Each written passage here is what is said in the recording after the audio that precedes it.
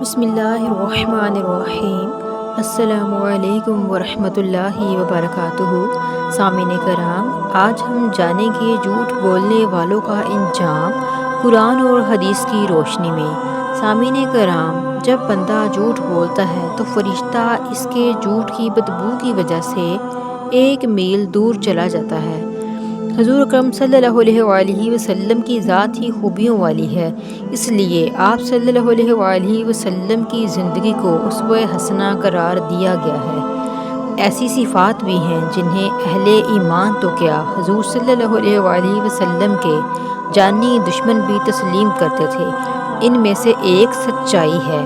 جب آپ صلی اللہ علیہ وآلہ وسلم نے قریش کے سامنے دعوت اسلام کا آغاز فرمایا تو پوری تاریخ میں کہیں اس بات کا ثبوت نہیں ملے گا کہ آپ صلی اللہ علیہ وسلم کے مخالفین، دشمن یا کسی اور کافر نے آپ کو جھوٹا کہا ہو۔ حتیٰ کہ ابو جہل بھی آپ کی توحید کی تعلیم کے جواب میں یہ کہتا تھا کہ اے محمد، میں آپ کو جھوٹا نہیں کہوں گا۔ حتیٰ کہ آپ کے مخالفین آپ کو صادق اور امین کے لقب سے پکارتے تھے۔ ایک دن حضور صلی اللہ علیہ وآلہ وسلم صبح کی نماز کے بعد فارغ ہوئے تو ایک دم کھڑے ہو گئے اور فرمایا، جھوٹی گواہی کا اتنا ہی گناہ ہے جتنا اللہ کے ساتھ شرک کرنے کا۔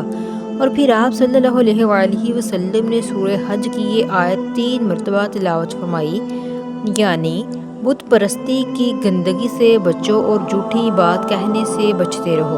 عبداللہ بن عامر فرماتے ہیں کہ ایک دن حضور صلی اللہ علیہ وآلہ وسلم ہمارے گھر میں تشریف فرما تھے کہ میری والدہ نے مجھے پکارا، جلدی سے آؤ، میں تجھے کچھ دوں گی۔ حضور صلی اللہ علیہ وآلہ وسلم میری والدہ سے پوچھنے لگے، تم اس بچے کو کیا چیز دینا چاہتی ہو؟ تو والدہ نے کہا، میں ایک کھجور دینا چاہتی ہوں۔ پھر حضور صلی اللہ علیہ وآلہ وسلم نے فرمایا، یاد رکھنا، اگر اس طرح کہنے کے بعد تم بچے کو کوئی چیز نہ دیتی تو تمہارے نامہ اعمال میں ایک جھوٹ لکھ دیا جاتا۔ اس ارشاد سے آپ صلی اللہ علیہ وآلہ وسلم نے امت کو ایک اہم سبق سکھایا ہے کہ بچوں کو بہلانے کے لیے بھی جھوٹ نہیں بولنا چاہیے۔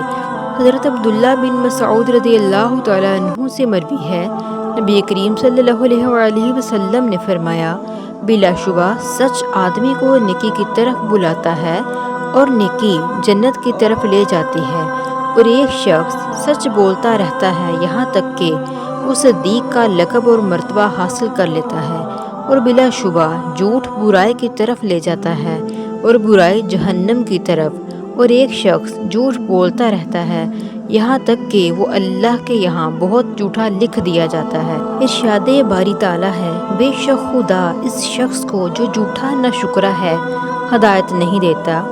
دوسری جگہ آتا ہے، اے اہل ایمان، خدا سے ڈرتے رہو اور سچ بولنے والوں کے ساتھ رہو۔